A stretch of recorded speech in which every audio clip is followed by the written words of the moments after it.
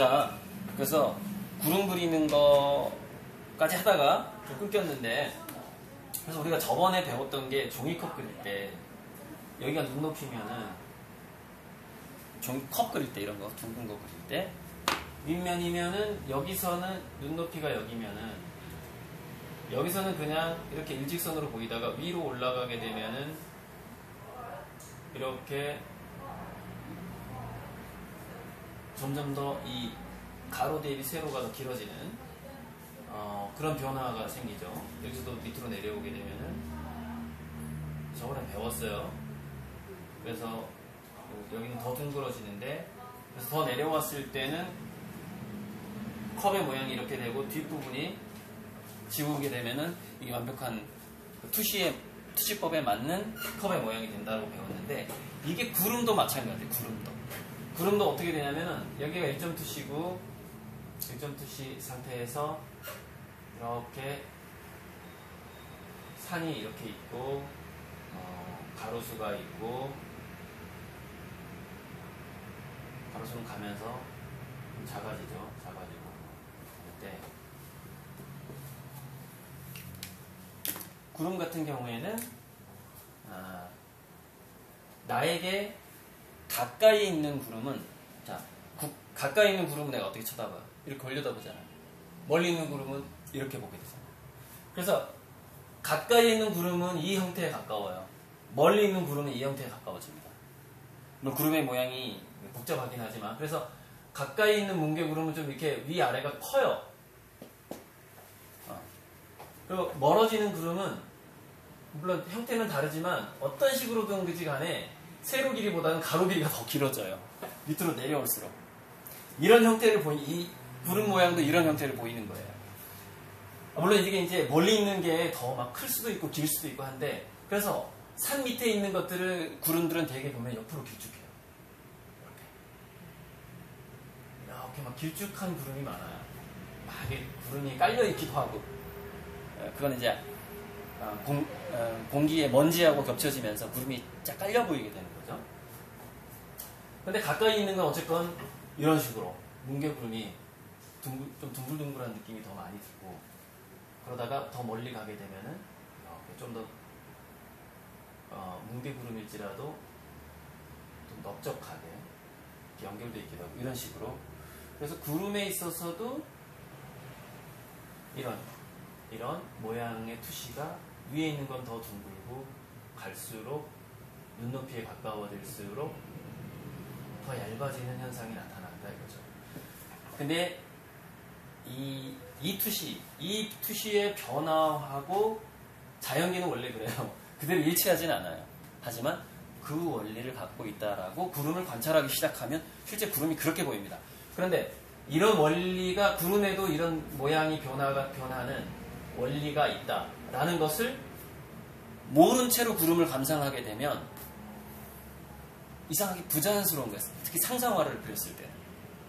실제로 있는 걸 그대로 그리면 괜찮은데 구름을 좀 변화를 줄까? 그리고 자기 마음대로 바꿨어요. 근데 이런 원리 여기서 바꾸지 않고 그냥 막 바꾼 거예요. 그러면 이상하게 구름에서 원근감이 잘 안 나타나게 되는 것이죠. 그래서 이렇게 투시법이라는 것은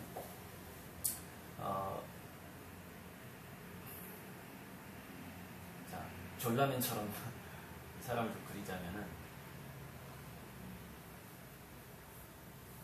이렇게 사람이 의자에 앉아있는 모양에서도 이 무릎 높이하고 골반 높이하고 어깨 높이하고 두 눈 것들이 자기가 관찰하는, 만약에 여기가 눈높이다, 그러면은 이쪽을 저쪽을 바라보고 있다. 내가 옆모습을 그린다. 그러면은 이 눈높이를 향해서 무릎 높이, 발 높이, 골반, 어깨, 턱, 눈, 물론 모델이 이렇게 하고 있을 수도 있죠. 근데 반드시 있다라는 가정하에 이 인체 자체도 이렇게 인체 투시가 일어난단 말이죠.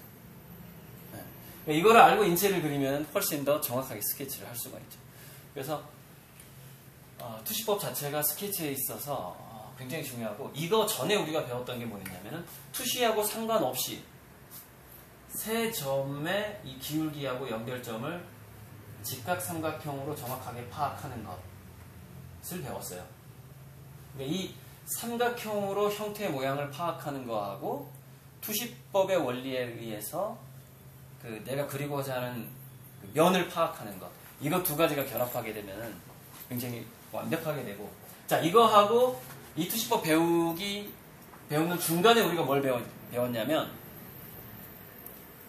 운형, 즉 곡선의 이 곡률 R값을 원을 그려가면서 이 반지름의 길이를 생각해 보면서 얼마만큼 큰 원의 일부분인가, 그 호가 원의 일부분을 호라고 하죠.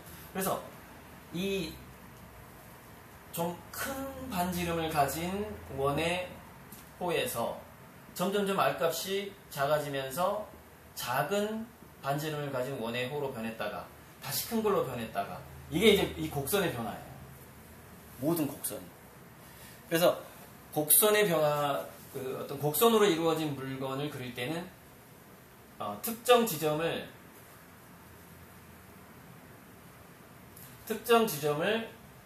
삼각형으로 연결해서 그 형태를 파악한 다음에 나머지 남게 되는 곡선은 바로 R값의 변화. 여기에 휘어진 이 곡선이 얼마만큼의 큰 원의 일부분인가, 여기에 휘어져 있는 곡선은 얼마만큼 더 큰 원의 일부분인가, 이걸 이제 이 중간에 배웠어요.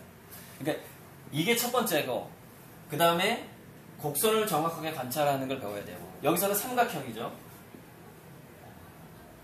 곡선을 배울 때는 원을 배워야 되는 거죠. 그 다음에 투시법과 입체를 배울 때 비로소 사각형이 나오게 되고, 그 투시법을 배우다 보면 이 사각형이 입체가 되는 거예요. 이렇게 입체가 되는 거죠.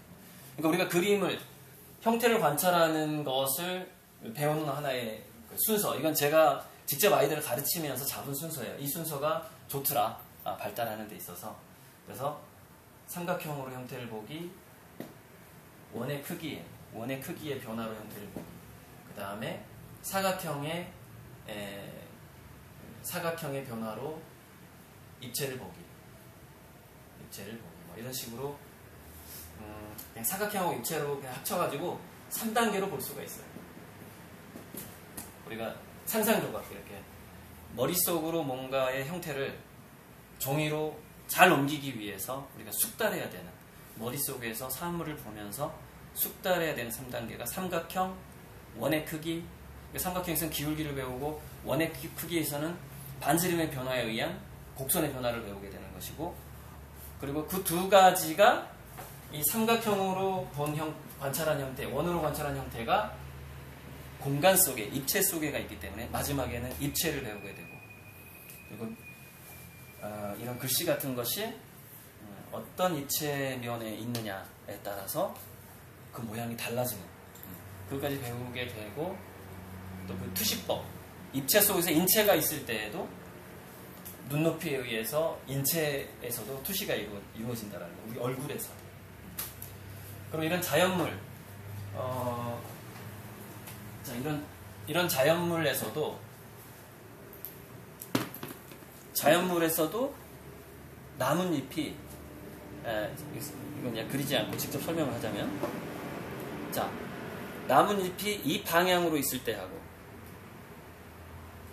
그러니까 이거하고 이거는 다르죠. 이거는 더 둥글고 이거는 더 얇고. 자, 그런데 나뭇잎이라는 게, 또는 국화 같은 화분이 있었을 때, 자, 이거를 꽃이라고 한번 생각해 보자고요. 그러면 이 꽃이 이쪽에 있을 때는 이렇게 보여요.